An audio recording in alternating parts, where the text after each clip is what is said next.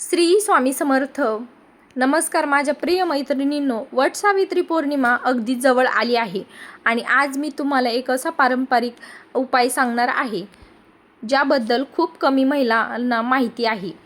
असा उपाय की जो श्रद्धेने आणि भक्तिभावाने केला तर घरामध्ये सकारात्मकता वाढते, मनाला समाधान मिळते आणि कुटुंबामध्ये आनंदाचं वातावरण निर्माण होते आणि आपल्या पतीच्या कामामध्ये खूप पटीने यश मिळते, घरामध्ये खूप पटीने पैसा येतो, घरामधील सुख शांती कायमची टिकून राहते. तर तुम्हाला ना वडाच्या झाडाशी संबंधित एक अतिशय सुंदर पारंपरिक उपाय सांगणार आहे. मंडळी, वटसावित्री पौर्णिमा म्हणजे फक्त व्रत किंवा पूजा नाही, तर ती श्रद्धा, विश्वास, प्रेम, समर्पण आणि अखंड सौभाग्याचा उत्सव आहे. सावित्री मातेने आपल्याला ढळ निष्ठेने आणि भक्तिभावाने सत्यवानाला पुन्हा जीवनदान मिळवून दिलं होतं. म्हणून आजही प्रत्येक सुहासिन महिला या दिवशी वटवृक्षाची पूजा करते. वटवृक्षाला आपल्या धर्मात विशेष स्थान आहे. अनेक ग्रंथांमध्ये वटवृक्षाला दीर्घायुष्याचं, सार्थ, समृद्धी आणि संरक्षणाचं प्रतीक मानलं गेलं आहे. म्हणून या दिवशी महिलांनी वडाच्या झाडाची पूजा करताना मनात कोणतीही राग, मत्सर किंवा नकारात्मक विचार ठेवू नये. आता याबद्दल बोलूया. मंडळी, वटसावित्री पौर्णिमेच्या दिवशी पूजा करण्यासाठी जाताना एक छोटासा नारळ, थोडा अक्षता, तांदूळ, हळद, कुंकू आणि ₹1 नाणं सोबत घ्या. वडाच्या झाडाची पूजा झाल्यानंतर त्या झाडाच्या मुळाजवळ श्रद्धेने ते नाणं काही वेळ ठेवून प्रार्थना करा. प्रार्थना करताना मनभावाने म्हणा, हे वटवृक्षा, आमच्या घरात सुख, शांती, समाधान आणि प्रेम कायम राहू दे.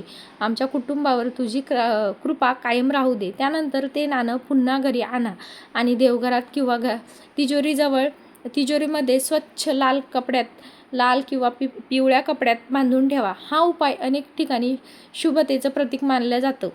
यामुळे घरात सकारात्मकता राहते आणि आर्थिक शिस्त व कुटुंबातील एकोपा वाढतो, अशी भावना व्यक्त केल्या जाते. त्याचप्रमाणे वडाच्या झाडाखाली पडलेला एक निरोगी पान, झाडाला इजा न करता फक्त निसर्गरित पडलेल्या पान श्रद्धेने घरी आणायचं आहे आणि देवघरामध्ये ठेवायचं आहे. काही भागामध्ये परंपरा आहे ते पान वाळल्यानंतर पवित्र नदीत किंवा झाडाखालीच विसर्जित केलं जातं.